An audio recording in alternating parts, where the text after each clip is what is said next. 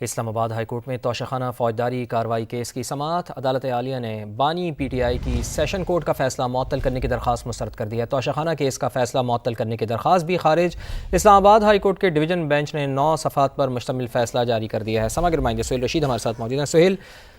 فیصلے میں کیا تحریر کیا گیا ہے؟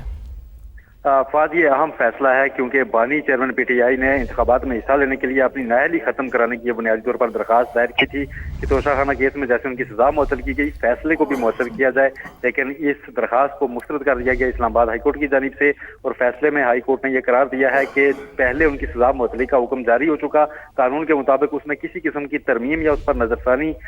کی گنجائش موجود نہیں ہے۔ ساتھ یہ بھی فیصلے میں کہا گیا کہ سپریم کورٹ واضح کر چکی کہ سزا معطل ہونے سے جو کنوکشن ہوتی ہے، یعنی کہ سزا یافتہ کا جو حیثیت ہے، اس پر اثر نہیں ہوتا، وہ ختم نہیں ہوتی، فیصلہ اپنی جگہ برقرار رہتا ہے۔ صرف قید کی جو سزا ہوتی ہے اس کو معطل کیا جاتا ہے، لہذا اب دوبارہ ان کو ایسا کوئی ریلیف نہیں دیا جا سکتا، اس لیے ان کی درخواست خارج کی جاتی ہے۔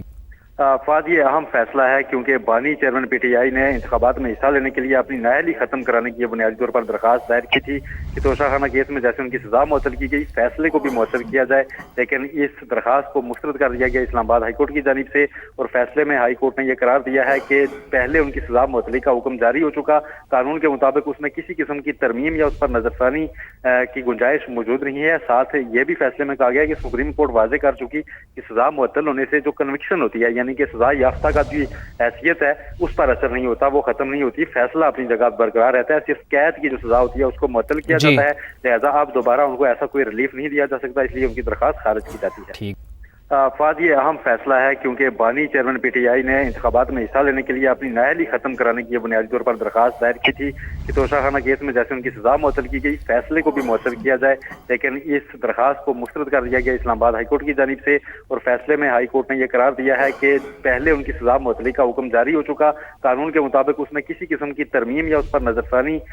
کی گنجائش موجود نہیں ہے۔ ساتھ یہ بھی فیصلے میں کہا گیا کہ سپریم کورٹ واضح کر چکی کہ سزا معطل ہونے سے جو کنوکشن ہوتی ہے، یعنی کہ سزا یافتہ کا جو حیثیت ہے، اس پر اثر نہیں ہوتا، وہ ختم نہیں ہوتی، فیصلہ اپنی جگہ برقرار رہتا ہے۔ صرف قید کی جو سزا ہوتی ہے اس کو معطل کیا جاتا ہے، لہذا اب دوبارہ ان کو ایسا کوئی ریلیف نہیں دیا جا سکتا، اس لیے ان کی درخواست خارج کی جاتی ہے۔ فہد، یہ اہم فیصلہ ہے کیونکہ بانی چیئرمین پی ٹی آئی نے انتخابات میں حصہ لینے کے لیے اپنی نااہلی ختم کرانے کی بنیادی طور پر درخواست دائر کی تھی کہ توشیخانہ کیس میں جیسے ان کی سزا معطل کی گئی، فیصلے کو بھی معطل کیا جائے، لیکن اس درخواست کو مسترد کر دیا گیا اسلام آباد ہائی کورٹ کی جانب سے، اور فیصلے میں ہائی کورٹ نے یہ قرار دیا ہے کہ پہلے ان کی سزا معطلی کا حکم جاری ہو چکا، قانون کے مطابق اس میں کسی قسم کی ترمیم یا اس پر نظر ثانی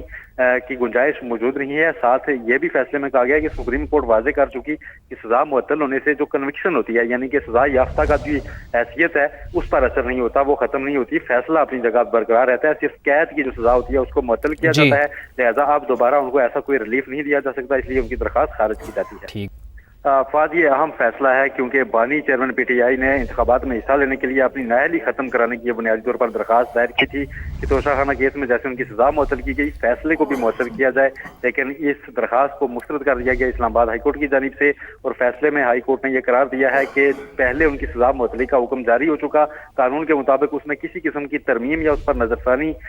کی گنجائش موجود نہیں ہے۔ ساتھ یہ بھی فیصلے میں کہا گیا کہ سپریم کورٹ واضح کر چکی کہ سزا معطل ہونے سے جو کنوکشن ہوتی ہے، یعنی کہ سزا یافتہ کا جو حیثیت ہے، اس پر اثر نہیں ہوتا، وہ ختم نہیں ہوتی، فیصلہ اپنی جگہ برقرار رہتا ہے۔ صرف قید کی جو سزا ہوتی ہے اس کو معطل کیا جاتا ہے، لہذا اب دوبارہ ان کو ایسا کوئی ریلیف نہیں دیا جا سکتا، اس لیے ان کی درخواست خارج کی جاتی ہے۔ ٹھیک، بہت شکریہ آپ کا۔